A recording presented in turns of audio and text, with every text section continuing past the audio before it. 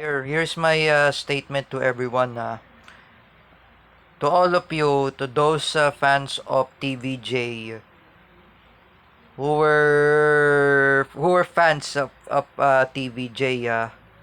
Just remember, please, let's ignore Bespil, or let's move on about Bespil. I said it. As usually, why Bespil? Jaernel Castillo criticizing TVJ. Like I said, like Joseph Maspina says to me, or Ralph Rana says to me, let's ignore him. Hayaan mo na lang. That's why. Me, I always ignore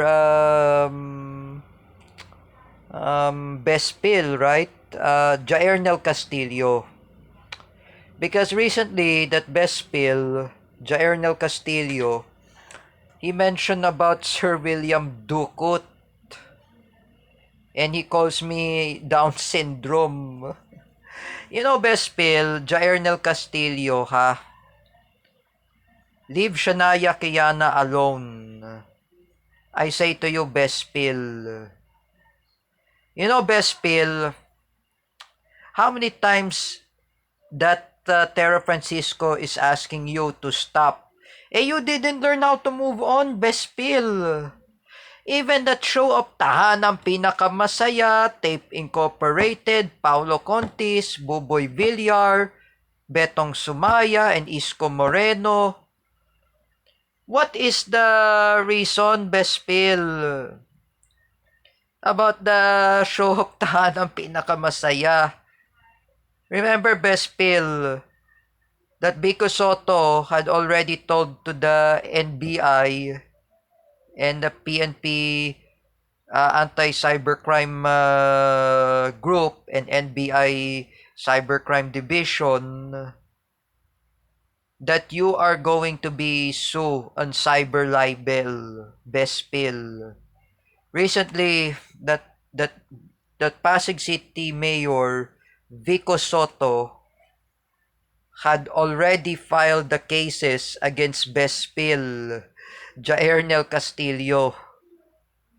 You know, Best Pill, whether if you threaten me to shoot what is this, airsoft shotgun or imaginary shotgun, and you say you want to said in Tagalog, barilin kita sa ulo. That's why, you know, Best Pill, Jaernel Castillo, that is a death threat. You don't have a shotgun and you did not learn how to use a airsoft gun. Best Pill.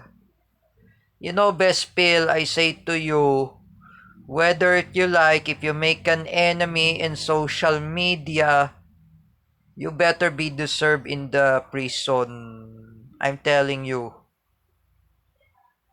Oh. And for those fans of TVJ, of Itbulaga, don't listen to Best Pill.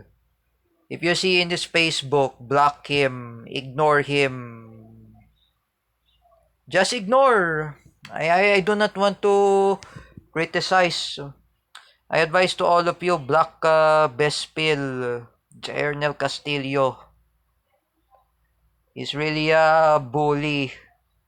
And by the way, Best Pill, Jaernel Castillo, Sir William Ducut's mother, Sanaida Ducut, a congresswoman, had already sued against you, Best Pill, Jaernel Castillo. Don't ever make death threats. Even that your issue of Tahanang Pinakamasaya and your favorite daddy named Paulo Contis. So, as you can see, Best Pill, I don't care about your death threat.